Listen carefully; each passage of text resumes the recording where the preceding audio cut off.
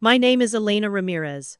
I am 34 years old, a self-made tech entrepreneur, and I live in an oceanfront home in Malibu that I bought with money no one in my family ever thought I could earn. On a crisp Saturday morning, as the Pacific waves crashed against the cliffs below, I stepped out onto the terrace with my coffee, fully expecting another quiet day.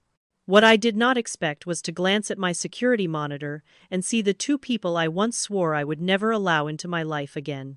My brother Michael and his wife Sophia were standing at the gate, their car packed with luggage, their faces etched with desperation. 10 years had passed since Michael struck me across the face at his wedding rehearsal dinner while Sophia stood by and smiled. 10 years since they cut me out of the family and told me I was nothing but a disappointment. And yet there they were, staring directly into the camera, asking me to let them in. Sit back, relax, and stay with me until the very end of this story.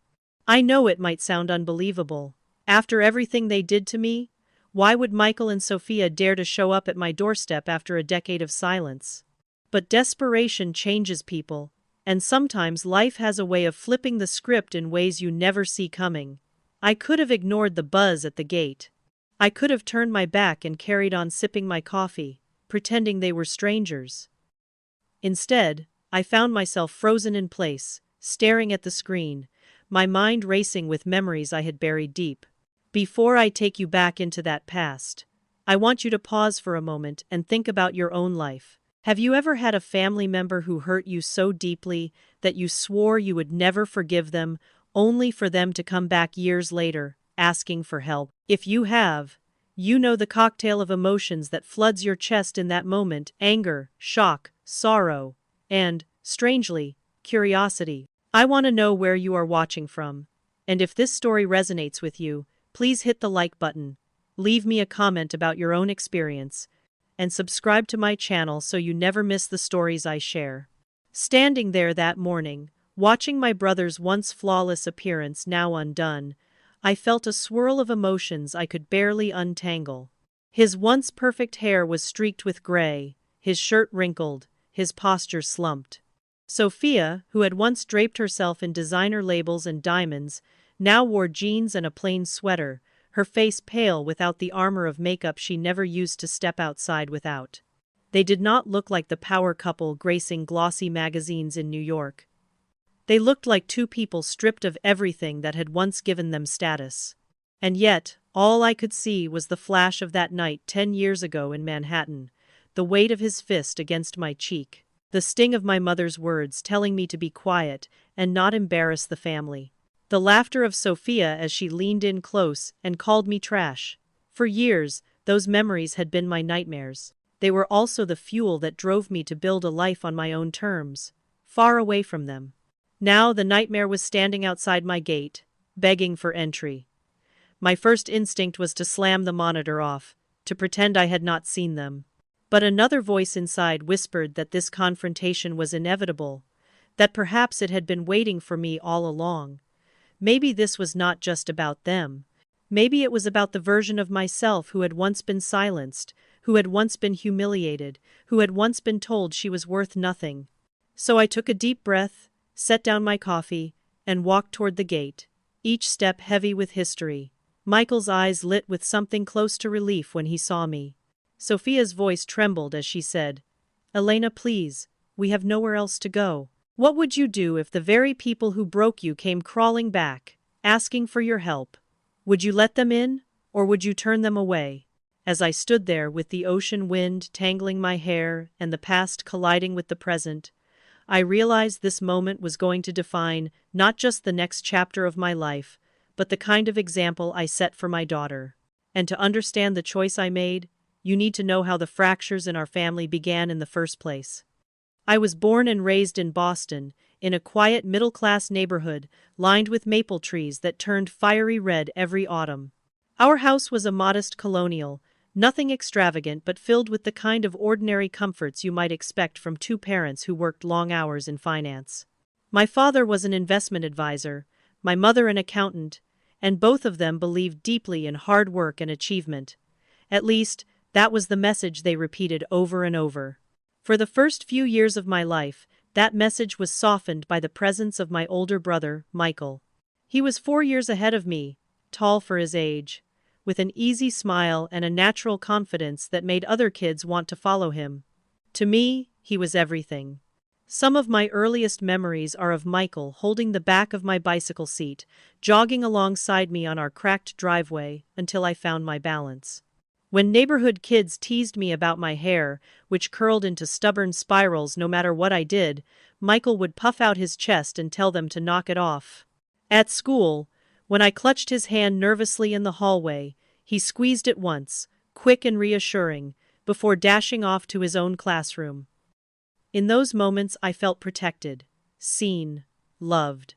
For a long time I believed nothing could shatter that bond. But things changed the year Michael turned 12. Almost overnight, our parents shifted their entire attention onto him. It started with an advanced math program at his middle school, then private tutoring in science, then debate club and chess tournaments and leadership seminars. They signed him up for every prestigious-sounding activity they could find. Family dinners, once filled with stories about both of our days, became performance reviews. My father grilled him about test scores, my mother corrected his debate strategies, and together they mapped out his path to what they assumed would be a dazzling career in finance, just like theirs. I was only 8 at the time, and I understood just enough to feel the sting of being left out. When I tried to share that I had won the spelling bee at school, my mother offered a distracted smile before turning back to ask Michael about his math competition. When I landed the role of Alice in our school play, I begged them to come, only to be told that it conflicted with one of Michael's debate tournaments. They never even considered splitting up to support us both. My father clapped me on the shoulder one evening and said, "That's nice, Elena, but your brother is doing something really important. You'll understand when you're older." The message was clear. Michael was the golden child. I was the footnote. At first, Michael tried to hold on to the closeness we had shared. He slipped into my room one night to help me practice my lines for the play, holding a flashlight under his chin and delivering his part in a ridiculous voice that made me laugh so hard I nearly forgot my disappointment that our parents would not be there. But as the months passed, he began to absorb the same attitude our parents carried. He teased me for wasting time on silly hobbies, rolling his eyes when I mentioned student council or a school project. He no longer walked me home from school but strode ahead, barely glancing back to make sure I kept up. The hardest moments were the public humiliations. Once, when I invited a boy I liked over to study, Michael barged into the living room and told every embarrassing story he could think of, from the time I cried because I lost a crayon to the time I wet the bed on vacation. I remember sitting frozen, my face burning, as the boy shifted uncomfortably and mumbled excuses to leave early.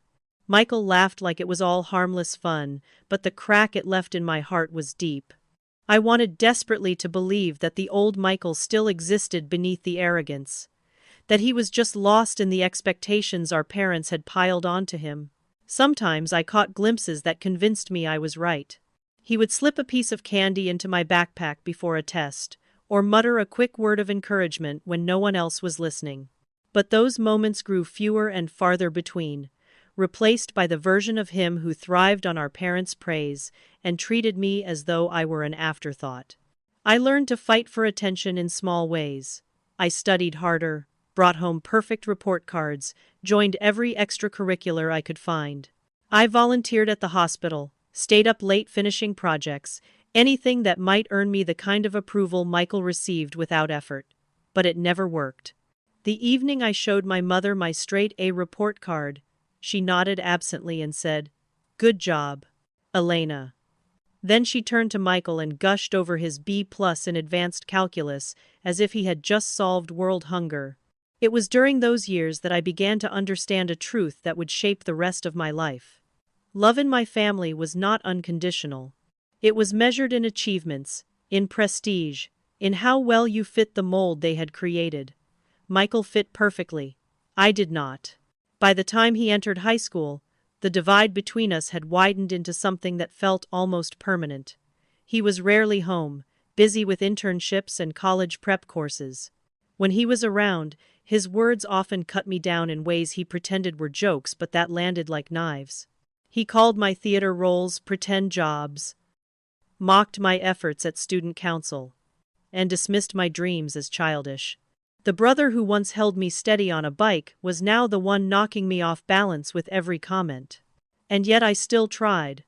I left notes of encouragement in his backpack before big exams, saved him the last piece of cake because I knew it was his favorite, and clung to every rare smile as proof that the old Michael had not disappeared completely. I told myself that if I just worked harder, if I just proved myself enough, maybe one day I would matter again.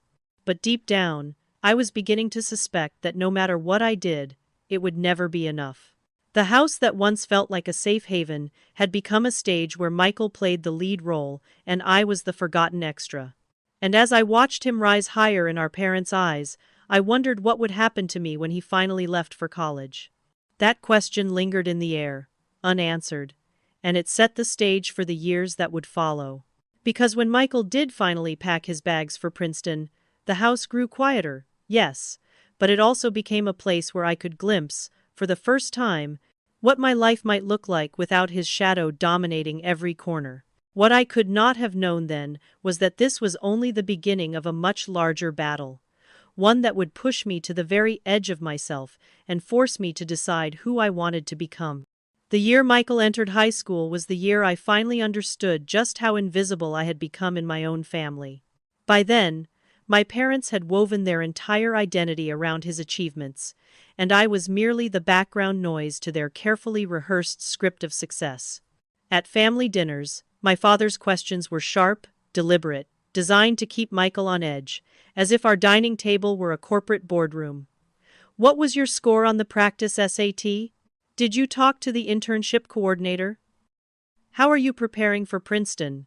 I would sit quietly across from them, sometimes clutching my fork so tightly my knuckles turned white, waiting for my turn. I might announce that I had been elected vice president of student council, or that I had won first place in a debate tournament. My mother would glance at me, murmur, "That's nice, Elena," and then redirect the conversation back to Michael's calculus exam, or his chances of becoming debate captain. The silence that followed my words was worse than outright criticism. At least criticism meant someone had been listening. Indifference was like vanishing while still sitting in the room. Michael began to thrive under that constant spotlight. He knew how to perform, how to deliver answers that made our parents beam with pride. When I spoke, he rolled his eyes, sometimes sighing loudly, as if to remind everyone that what I said was unimportant. Once, after I proudly shared that I had landed the lead role in the school play, he smirked and muttered, "Theater is just pretending to be important, Elena. What I'm doing actually matters." Our parents chuckled, and I felt a hot wave of shame crash over me. He started bringing friends over more often, boys who lounged in our living room in expensive sneakers and varsity jackets. I would try to slip past unnoticed, but Michael seemed to relish pointing me out. "This is my little sister," he'd say with exaggerated patience, as though introducing a child who should not be taken seriously. Sometimes he'd tell embarrassing stories from when I was younger. They'd laugh, and I'd stand there frozen, my face burning. The cruelest moment came when I was 13. I had invited a boy I liked to study with me at our house. It was a small act of bravery, my first step into something resembling a social life outside of school. We had just settled into the living room with our textbooks when Michael stormed in, dropping his backpack dramatically on the couch. He grinned at my friend and launched into a series of humiliating stories. The time I wet the bed at age 6. The time I cried hysterically after losing a stuffed rabbit. Each story was punctuated by laughter, his, not mine. My friend shifted uncomfortably, mumbling that he had forgotten he had to be home early. When the door shut behind him, I sat on the couch, numb, blinking back tears as Michael collapsed into a chair, satisfied with his performance. Moments like that stripped away the last shreds of dignity I had left in my brother's presence. Still, I could not stop myself from hoping. I clung to fleeting moments of kindness, like a starving child clings to crumbs. There were nights when he would quietly slip into my room and explain a math problem, his tone almost gentle. Sometimes he'd hand me his half of a chocolate bar without saying a word. Those moments were rare, but they kept me believing that maybe, beneath the arrogance and cruelty, the brother I loved still existed. Meanwhile, I pushed myself harder. If our parents only valued success, then I would succeed. I brought home perfect grades, joined more clubs, stayed up late perfecting essays and speeches. I volunteered at the local hospital, guided younger students in their assignments, all while secretly hoping that one day, finally, my parents would look at me with the same pride they reserved for Michael. But every time I thought I had done something worthy, it was dwarfed by whatever Michael had accomplished. My mother's eyes lit up when he brought home a B+ in his advanced calculus class, while my straight-A report card was acknowledged with a nod before being set aside. My father bragged about Michael's summer internship to his colleagues, while I sat silently at family gatherings, invisible once again. Resentment festered inside me, but so did something else. Determination. If I could not earn their love, then I would create a life so solid, so undeniable, that their recognition would not matter anymore.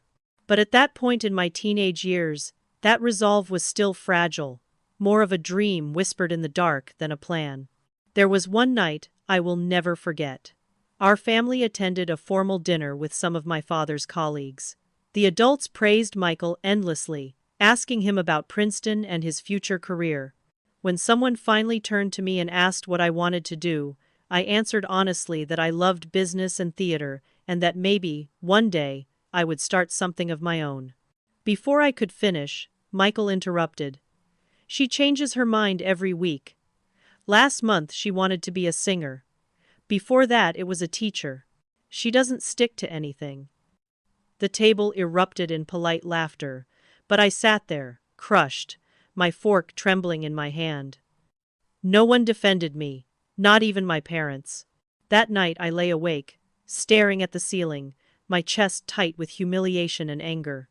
I realized that Michael had not only absorbed our parents' favoritism, he had weaponized it. He enjoyed his position as the golden child and used it to remind me constantly that I was nothing but a shadow.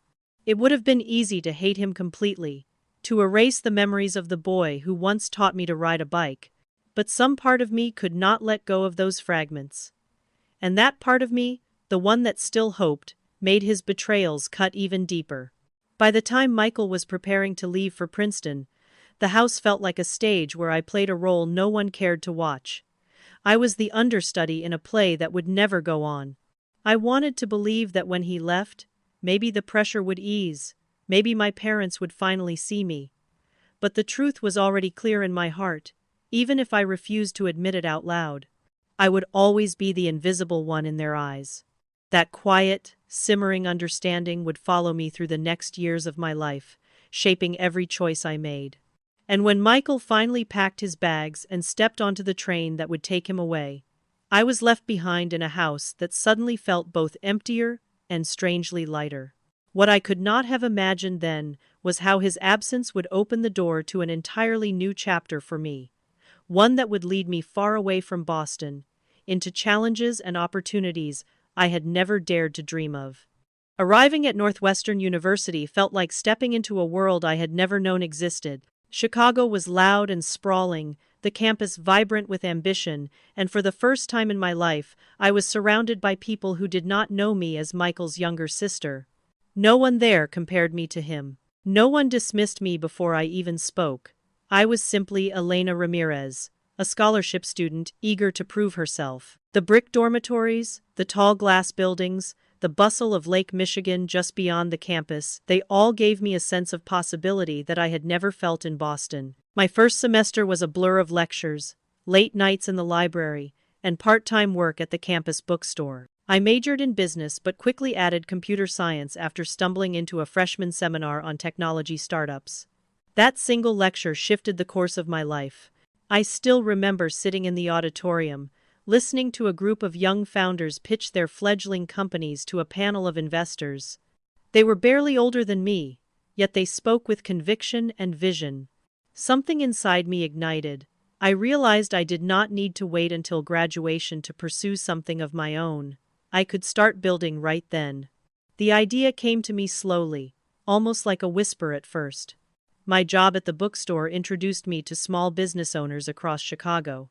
I watched them struggle to manage inventory, keep track of suppliers, and compete with big retailers. I thought there had to be a better way. What if there were a platform that connected local businesses to suppliers and streamlined their operations? That seed of an idea grew into what I would eventually call TradeLink. I started small, sketching out concepts in notebooks, teaching myself programming languages late into the night with the glow of my laptop as my only companion. I spent weekends in the computer lab, living on vending machine snacks, my fingers aching from typing. At times, exhaustion pressed down on me so heavily I thought I might collapse, but there was also exhilaration. For the first time, I was not chasing validation from my parents or competing with Michael. I was building something of my own, something that mattered to me. Of course, money was always a problem. My scholarship covered tuition, but living expenses in Chicago were steep. I worked 20 hours a week at the bookstore, then picked up freelance web design projects, coding websites for local restaurants and boutiques. Every dollar I earned went into the project. I lived on cheap instant noodles, skipped outings with friends, and wore thrift store clothes long after they began to fray. My classmates went to football games or parties. I sat alone with my laptop, teaching myself how to debug code until dawn. When I called home, my parents asked polite questions about school, but quickly redirected the conversation to Michael.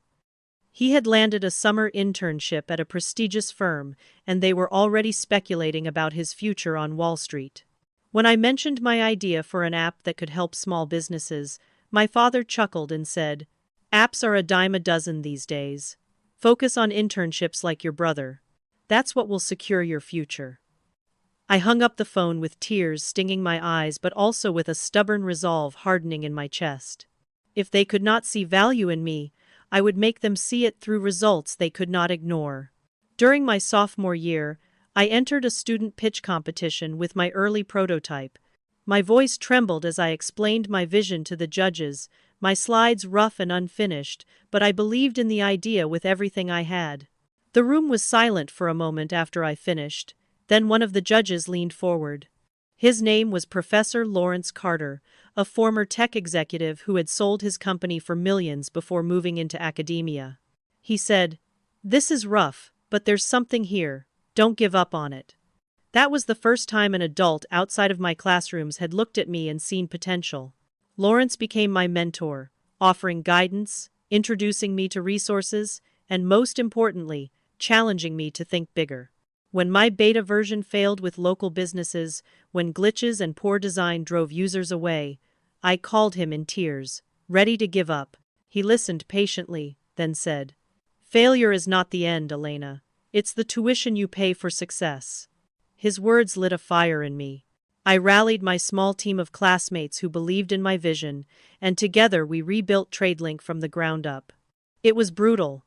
We worked through summer, often in sweltering classrooms without air conditioning. I drained every cent of my savings, even skipped meals to stretch my budget.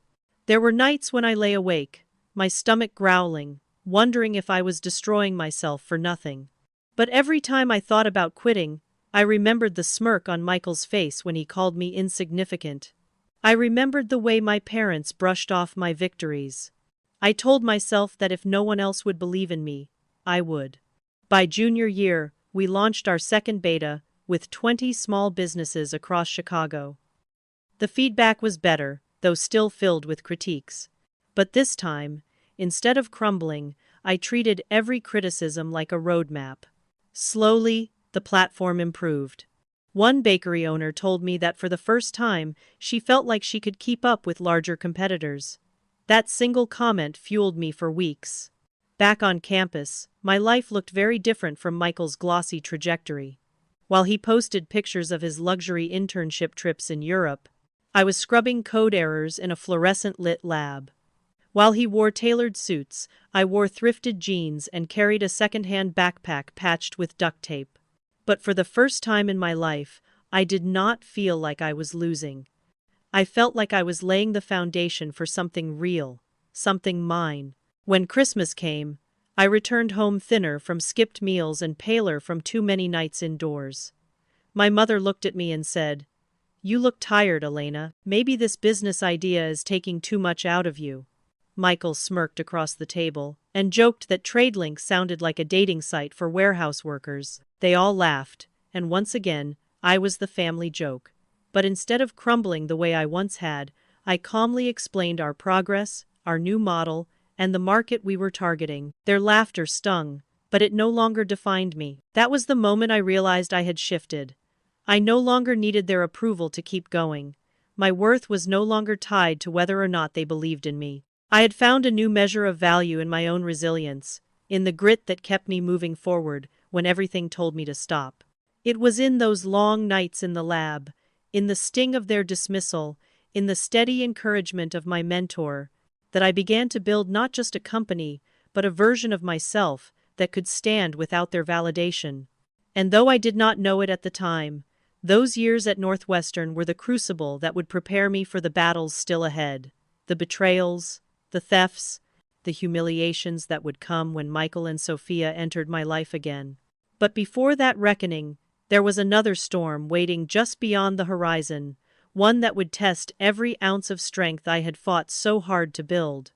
It was Thanksgiving in Boston when Michael first brought Sophia into our lives, and I can still remember the way the entire atmosphere in our house shifted the moment she stepped through the door. The week leading up to it had been different from any other holiday I could remember. My mother had the carpets professionally cleaned, my father polished the silverware, and the dining room table was set days in advance with fine china that usually stayed hidden in the cabinet. They spoke of Michael's guest as though royalty was arriving, their voices filled with anticipation, their movements rushed with nervous energy. When the doorbell rang, I was the one who answered. Sophia Harrington stood there, flawless in every detail. Her dark hair cascaded in perfect waves, her coat looked like it had just come from a runway, and even her perfume carried a kind of expensive confidence I had never encountered before. She smiled, leaned in, and kissed me lightly on both cheeks, saying, "So lovely to finally meet you. Michael has told me so much about his little sister." The way she said little sister made me feel small, diminished, almost like she had already decided who I was, before even stepping inside. Behind her, Michael was glowing. He carried himself with a pride I had not seen before, as though Sophia's presence elevated him beyond anything he had ever achieved on his own. My parents rushed forward, their faces beaming, and within seconds I was invisible again, standing off to the side while they ushered her into the living room, offering her wine, asking about her flight from New York. Dinner that evening was unlike any holiday meal I had ever attended. Sophia dominated the conversation effortlessly. She spoke about her recent trip to Paris, where she attended a fashion show, about her father's new yacht anchored off Long Island, about a charity gala she had organized that raised over $1 million in a single evening. My parents hung on her every word, asking follow-up questions, their admiration practically dripping off them. They were captivated, entranced, and eager to please. I waited patiently for a chance to share something of my own. TradeLink had just signed on 3 new businesses in Chicago, and I had been working night and day to get the beta running smoothly. When I finally found a pause, I began, "Actually, my company just expanded to the Midwest market." But my mother cut me off mid-sentence to ask Sophia where she had bought her diamond bracelet. The conversation swerved effortlessly away from me, as though I had never spoken at all. I sat there with my fork in hand, my appetite gone, listening to them fawn over her. The resentment built quietly inside me, but so did something else: disbelief. How could they be so obvious about their preference, not just for Michael but now for this woman who had been in their lives for less than a year? Later that evening, I helped clear the table while my parents, Michael and Sophia, settled into the living room for coffee. From the kitchen, I could hear Sophia's voice carrying easily through the house. She laughed as she said, "The tech sector is so volatile these days. I really worry about people who put all their eggs in that basket, especially when they don't have the proper education or background."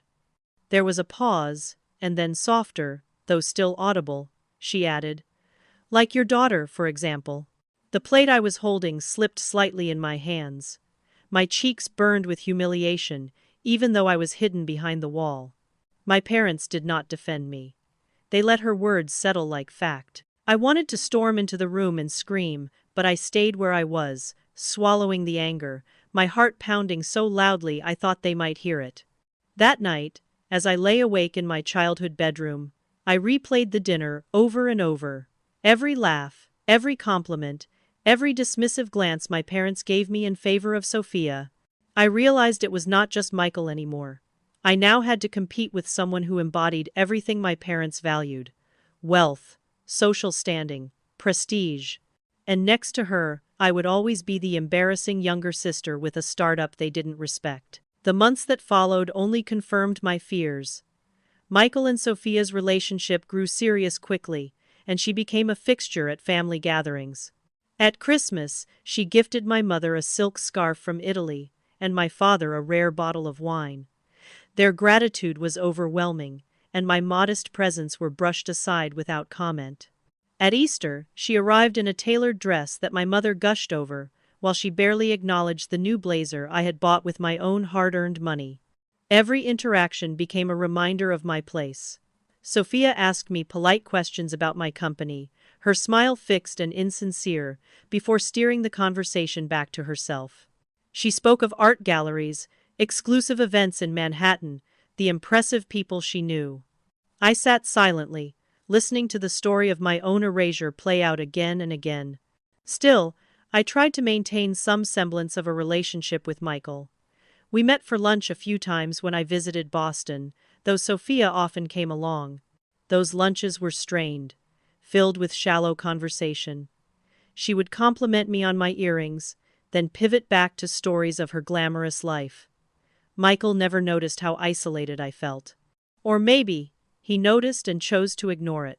The breaking point came 6 months later at their engagement party, held at the Harrington Estate in New York. The mansion overlooked the city skyline, a sprawling palace of wealth and power. I felt out of place from the moment I arrived, standing in a corner of the grand library while guests mingled in designer gowns and tailored suits. That was when I overheard them. Michael's voice, lower than usual, saying, "She seems nice enough, but she's a bit of an embarrassment." Sophia responded without hesitation, "She's always been the family disappointment. I mean, look at her tonight. She doesn't even try." And then Michael's sigh, his agreement, his words that pierced deeper than any insult he had ever thrown at me. "I know. My parents tried their best with her, but she just doesn't have what it takes to succeed." I froze, every muscle in my body tense, unable to breathe. My brother, the same boy who once held my hand when I crossed the street, who once told bullies to leave me alone, had just labeled me worthless in the same tone one might use to describe a broken appliance. The humiliation, the betrayal, the final shattering of hope, I felt it all in one crushing moment. I slipped out of the library unnoticed, my face a mask of calm for the remainder of the evening, even as my insides burned. When Sophia clinked her glass to announce the wedding date, I smiled and applauded like everyone else, though my hands shook. On the flight back to Chicago, I stared out the window as the city lights blurred below, and I made myself a promise. I would attend the wedding because it was expected of me, but from that moment forward, I would set boundaries stronger than steel. What I did not know was that the wedding itself would not just test those boundaries but would push me to a breaking point I could never have imagined, one that would forever change the way I saw my family. 3 months before Michael and Sophia's wedding, I received a call from my mother that would change the way I viewed my family forever. It was a cold evening in Chicago, and I was sitting at my desk, surrounded by notes and sketches for TradeLink's next update when the phone buzzed. Seeing her name on the screen always sent a complicated rush of emotions through me. A part of me hoped she might ask how I was doing, or congratulate me on my progress. But another part braced for disappointment. She didn't bother with greetings. "Elena, we need to discuss wedding expenses." I frowned, confused. "What about them? I've already bought my dress and booked my flight." There was a pause, and then her voice hardened. "Well, as you know, the Harringtons are contributing significantly, but there are still many costs on our side. Your father and I have already tapped into our retirement savings, but it's not enough. Something heavy settled in my stomach. I don't understand. Why are you telling me this? We used your credit card for some of the deposits, she said casually, as if she were mentioning that she had borrowed a sweater from my closet. The words didn't register at first. What do you mean you used my credit card? You left your wallet at the house during your last visit, she explained, her tone dismissive. It was right there, so we used it. It's not a big deal, Elena. We're family.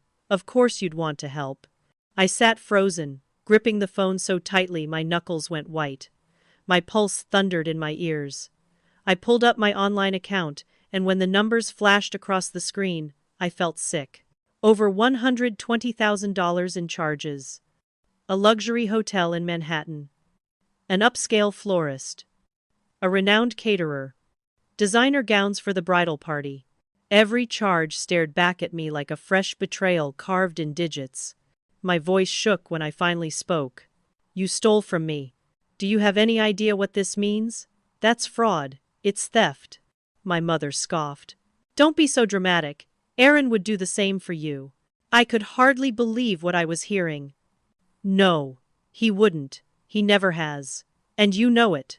She snapped back, her voice sharp with irritation. This is your brother's wedding, Elena. It's an important family occasion. You can't put a price on family. I laughed bitterly, the sound breaking into something almost hysterical. You put a price on family. Exactly $120,000. The conversation spiraled into shouting. I told her I wanted the charges refunded immediately. She called me selfish, ungrateful, accused me of caring more about money than about my brother's happiness. My father called me an hour later, his tone calmer but no less insistent. Elena, you've done well for yourself. Your business is thriving. This is a chance to contribute, to show unity. Unity? That word cut deeper than any insult. Where was unity when they dismissed every achievement I earned? Where was unity when they laughed at me in front of Sophia? Where was unity when Michael called me an embarrassment? I contacted the credit card company that night, explaining what had happened. The representative's voice was sympathetic, but her words offered little comfort. Because my parents had physical access to the card and because of the family relationship, disputing the charges would be complicated. They recommended filing a police report. The thought of pressing criminal charges against my own parents made my stomach twist. I wasn't ready for that. For weeks, I lived in a haze of rage and disbelief. Every time I logged into my account and saw the charges sitting there like open wounds, I felt the betrayal all over again. I skipped meals to make up for the sudden financial hole. Poured every ounce of energy into TradeLink just to keep from collapsing under the weight of it all. My friends noticed the dark circles under my eyes, the way my hands trembled when I tried to hold a cup of coffee. I brushed off their concerns with excuses, but inside, I was crumbling. The hardest part was the silence. Not once did my parents apologize. Not once did Michael call to acknowledge what had happened. Instead, he sent out glossy invitations to his rehearsal dinner, printed on heavy cream cardstock with gold lettering, as if the theft had never occurred. My name was there alongside the rest of the family's, an empty gesture that mocked me with its pretense of normalcy. I told myself I would confront them in person, that I would walk into that dinner and force them to see what they had done. I imagined standing before the entire family, announcing that my parents had stolen from me, shaming them into finally admitting the truth. But another part of me knew how it would play out. They would twist it, dismiss it, make me out to be the problem, just as they always had. Still, I couldn't bring myself to stay away. Some foolish, wounded part of me clung to the hope that maybe, just maybe, they would finally recognize how far they had pushed me. Maybe they would show remorse, offer a sliver of the love I had been chasing all my life. As the wedding approached, my dread grew heavier. I boarded the plane to New York with a knot in my chest, my dress packed carefully in my suitcase, my heart torn between fury and longing. I told myself I was going not for them but for myself, to reclaim some measure of control.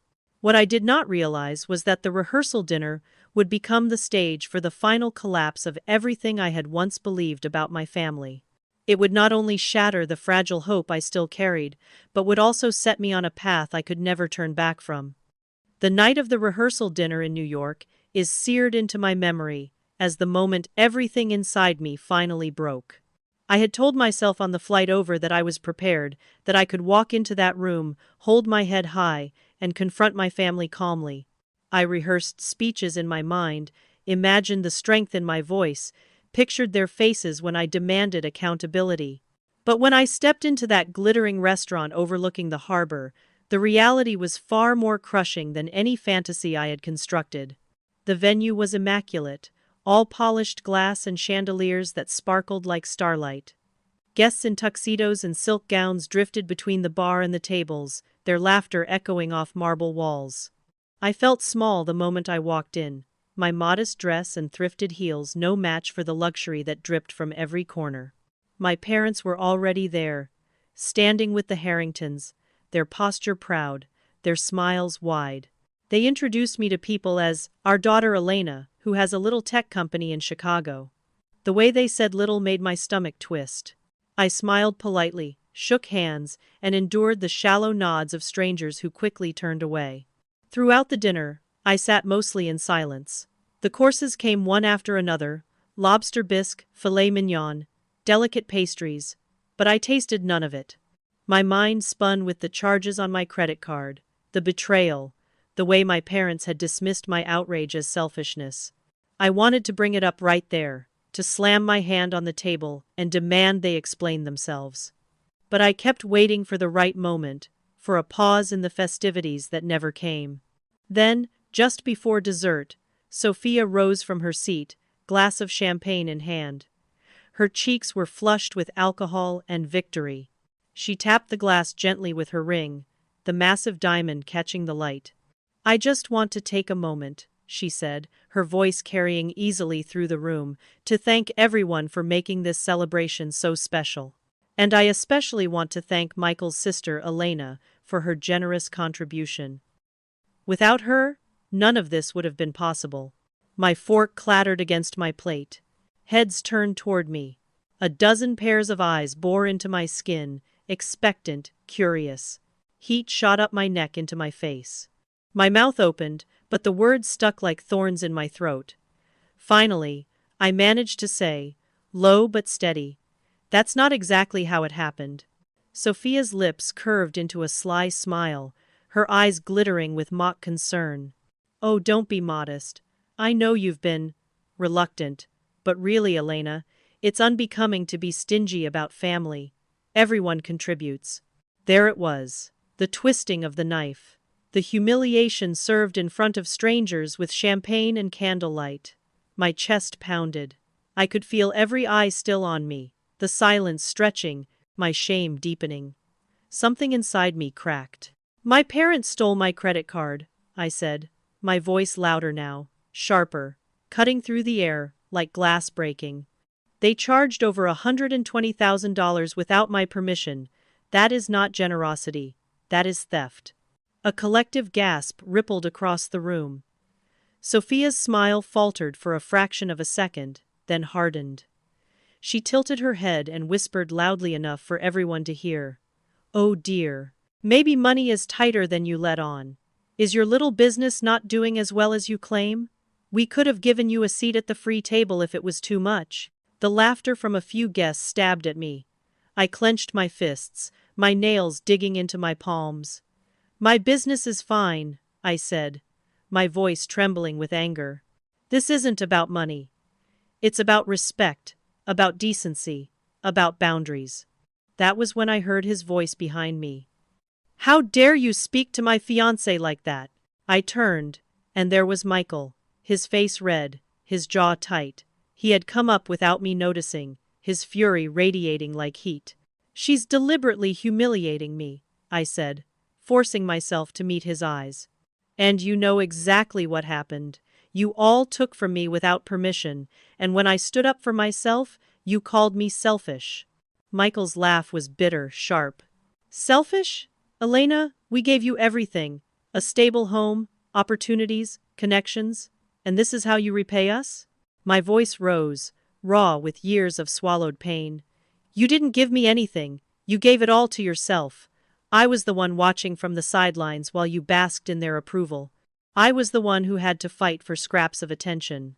And when I built something of my own, you mocked it, you mocked me, and you called me a disappointment. Guests were openly watching now, their forks frozen in midair.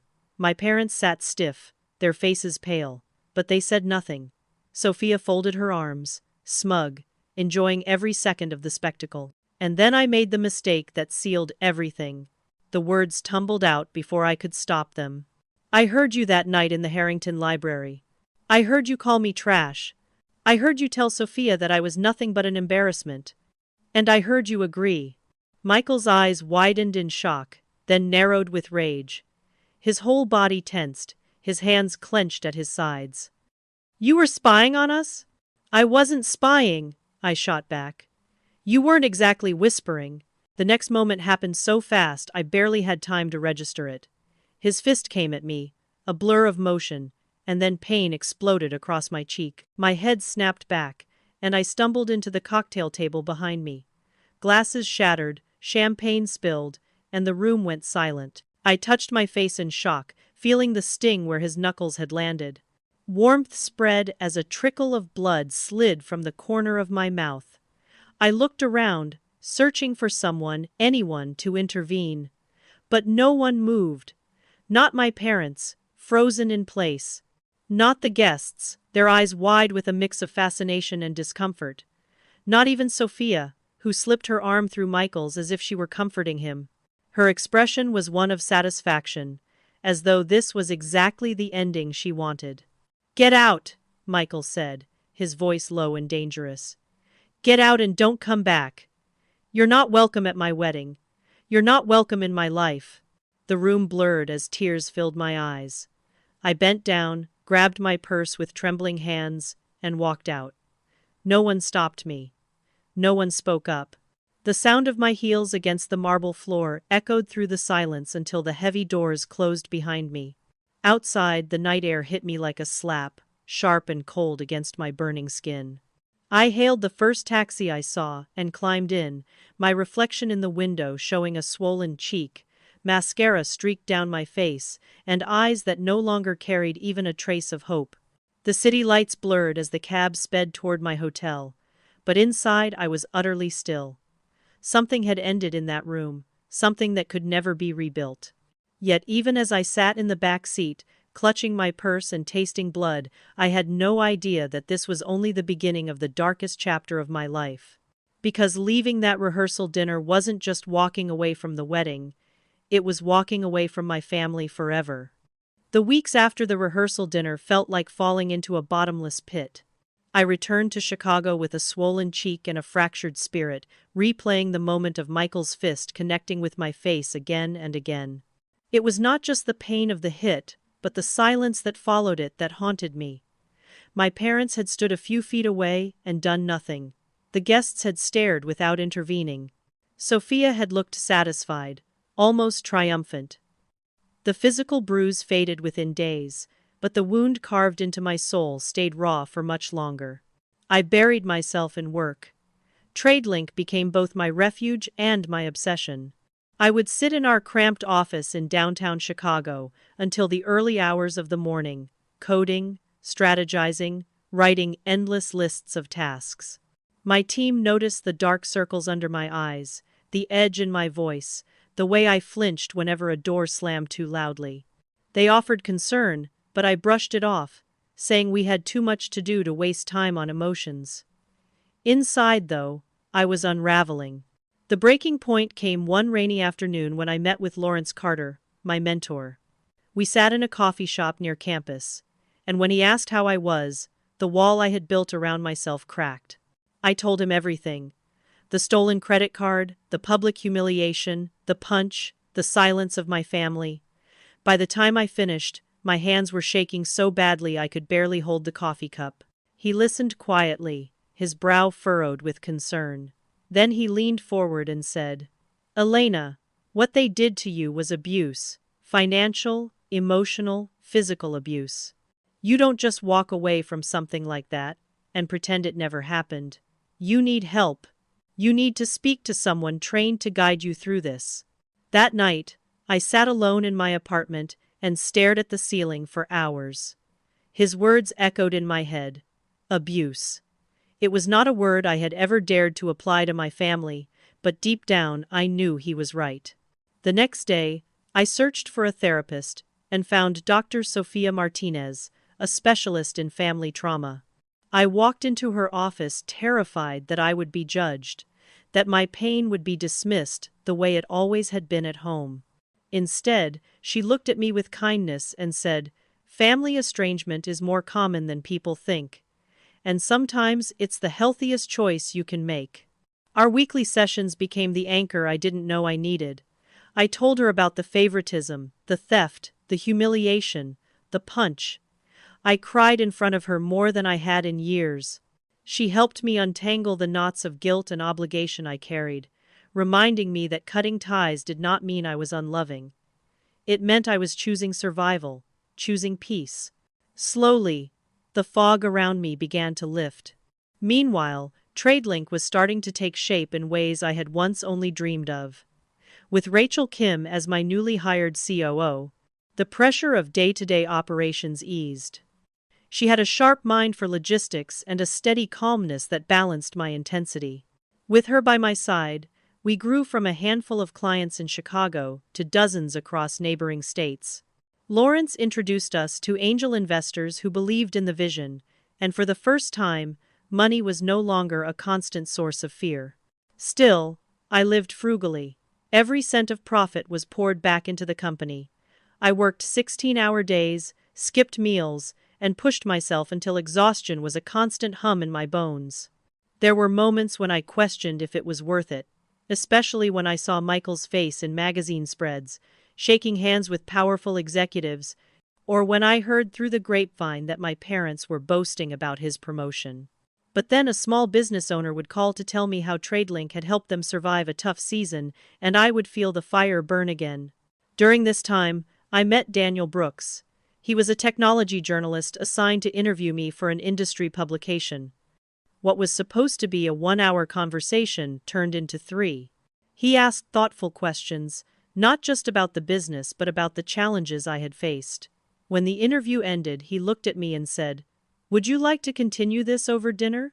Against all my instincts to keep walls high, I said yes. With Daniel, I discovered something I had never experienced before: being seen without conditions. He listened, really listened, not because he wanted to use my story, but because he cared. On our third date, I warned him that my family situation was complicated, that I didn't speak to any of them anymore.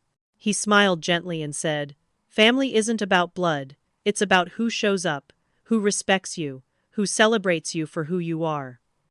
Those words burrowed deep into me. For the first time, I believed them.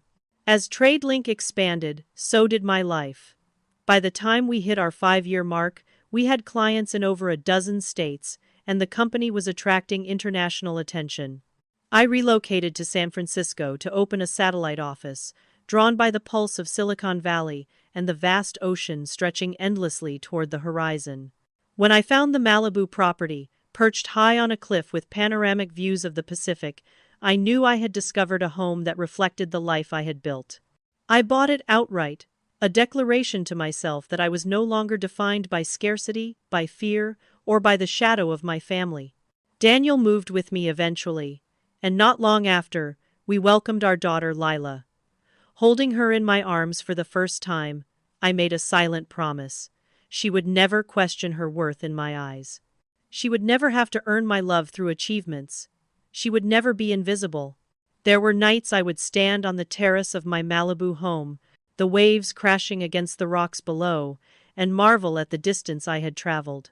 From the forgotten daughter in Boston to the woman running a multi-million-dollar company, building a family of her own, choosing. I felt both gratitude and grief. Gratitude for the people who had supported me along the way, and grief for the family I had lost, even if losing them was the only way to save myself. But peace, I learned, was not something permanent, it was something you fought for every day. And just when I thought I had finally created a life free from their shadows, the past came knocking at my gate in Malibu. Because one morning, 10 years after Michael's fist had struck my cheek, I opened my security monitor and saw him and Sophia standing there, bags packed, eyes hollow, asking me to let them back in. It was a crisp Saturday morning in Malibu when my past came back to stand at my gate. I had just settled onto the terrace with a cup of coffee, the Pacific stretching out in front of me, its endless waves crashing against the rocks below. The ocean had always been my place of peace, a reminder of how small my problems were compared to the vastness of the world. My daughter Lila was at her swimming lesson with Daniel, and for once, the house was still. I thought it would be just another quiet morning. I was wrong. The chime of the security system startled me. I picked up the tablet and looked at the monitor. Standing at the gate, their faces worn and unfamiliar at first, were Michael and Sophia. For a moment I thought my eyes were deceiving me. They looked nothing like the polished power couple I remembered. Sophia wore a plain sweater, her once glossy hair tied back in a limp ponytail. Michael's button-down shirt was wrinkled, his khakis faded, his posture slumped as though the weight of the world had finally bent him. Behind them sat a modest sedan with luggage piled in the back seat. I froze, the air caught in my lungs. It had been 10 years since the rehearsal dinner in New York, 10 years since Michael's fist had struck my face, 10 years since I had walked out of my family's orbit forever. And yet here they were, looking into the camera as if I were their last hope. I could have ignored them, pretended I wasn't home, waited for them to leave. But curiosity pulled me to my feet. I walked slowly toward the gate, every step a battle between the urge to protect my peace and the need to finally face them. When I reached the gate, they both straightened, relief flickering across their tired faces. Michael spoke first, his voice subdued, stripped of the arrogance it once carried. "Elena, you look well." I kept the barrier of iron bars between us. "What are you doing here? How did you even find me?" Sophia stepped forward, her eyes red-rimmed. "Your company was in Business Weekly last month. They mentioned you lived in Malibu. We asked around until we found the address." "That doesn't explain why you're here," I said, my tone sharper than I intended. "It's been 10 years. 10 years since you hit me. 10 years since you told me I was trash and an embarrassment. Why now?" Michael looked down at the ground, shame flickering across his features. "Because everything fell apart. The firm I worked for collapsed after an investigation into fraudulent investments. I lost my job. Then the market crashed, and we lost most of our savings. We sold the house, then the apartment. We've been staying with friends, but we've run out of options. Mom and Dad, they followed my investment advice. They lost almost everything too. They're in a small condo in Florida now, barely getting by." The words sank in, heavy and surreal. For years, my family had thrived in their world of wealth and status while dismissing me as insignificant. And now, here they were, stripped of everything, standing outside my gate with desperation in their eyes. "So what do you want from me?" I asked. Michael's voice cracked slightly as he answered. "We need a place to stay. Just for a while, until we can get back on our feet. I have a few job prospects, but nothing solid. Sophia is trying to find work too. We'll stay out of your way, help with the house, whatever you need. Please, Elena." Sophia's tears spilled over, her voice trembling. "We wouldn't ask if we had anywhere else to go. We're desperate." I stared at them, my mind a whirlwind. Images flashed. Michael's fist slamming into my face, Sophia whispering that I was trash, my parents laughing while I sat invisible at their table. I thought about the credit card theft, the humiliation, the years of silence. And then I thought about my daughter, safe inside my home, her life untouched by the toxic patterns I had endured.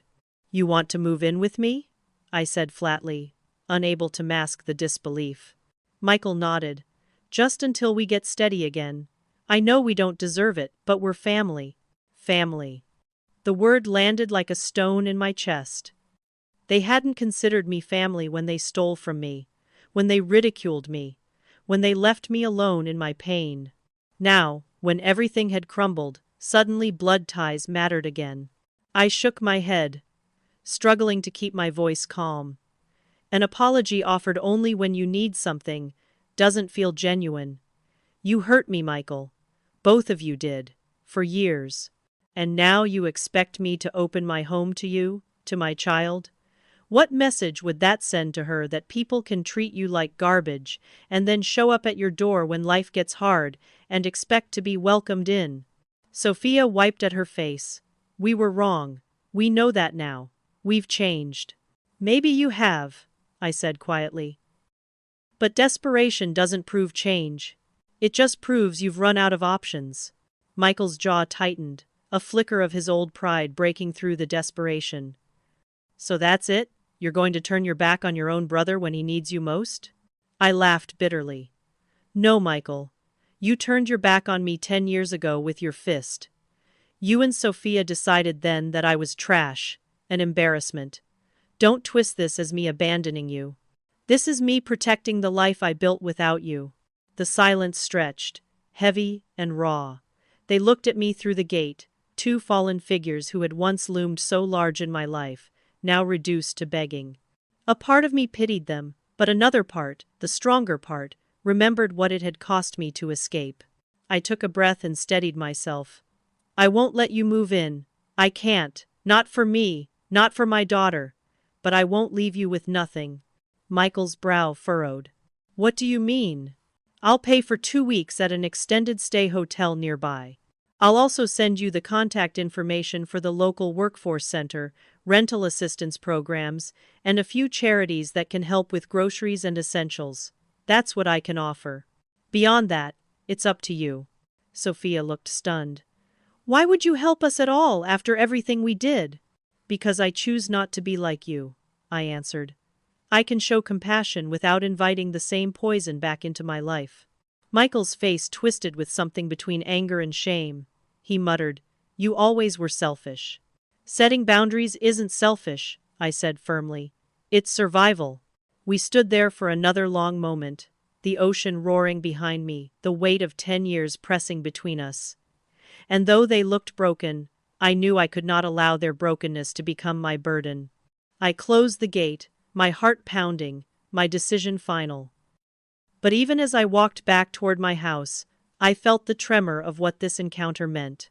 Because Michael and Sophia had returned not just as desperate strangers but as a reminder that the past has a way of clawing back into your life, no matter how far you think you've outrun it. And I sensed, deep in my bones, that this was not the last time I would have to face them.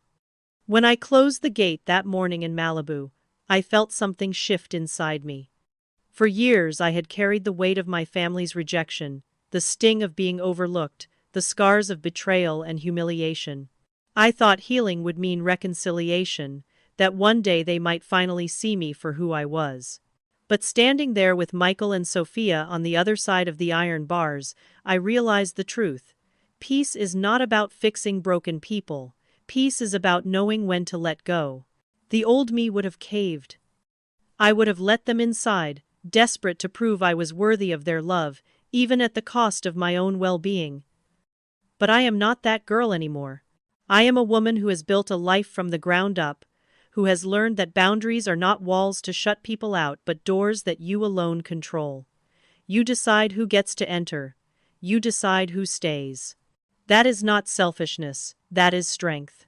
In therapy, I learned that love without respect is not love at all. Respect is the soil that allows love to grow, and without it, the relationship becomes toxic, no matter how deep the blood ties run. I once believed that family was everything, that I was obligated to endure any cruelty because we shared the same name. But now I know family is not defined by DNA. Family is defined by who shows up for you, who respects your boundaries, who celebrates your victories instead of diminishing them. That day, I chose to show compassion without sacrificing myself. I offered Michael and Sophia help in a way that allowed them to move forward without dragging me backward. It was not forgiveness in the way people often imagine.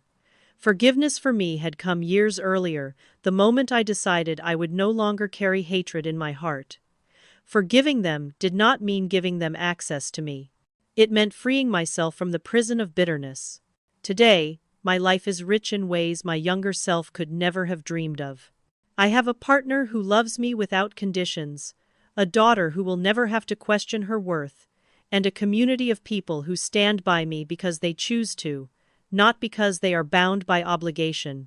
Every time I look out at the ocean from my home, I am reminded of how far I have come and how necessary every painful step was to bring me here. If there is one thing I want you to take from my story, it is this: you have the right to protect your peace. You have the right to walk away from people who consistently hurt you, even if they are family. Boundaries are not punishment, they are protection. They are the gift you give yourself and the legacy you leave for those who come after you. Sit with that truth for a moment. Ask yourself, where in your life are you allowing someone to cross lines that leave you diminished? And more importantly, what would it look like to finally draw those lines and honor them? Thank you for staying with me through this journey. If my story resonated with you, please like this video, share it with someone who needs to hear it, subscribe to my channel, and leave a comment below. I want to hear from you. Have you ever had to set a boundary with someone you loved, even when it was the hardest choice you could make?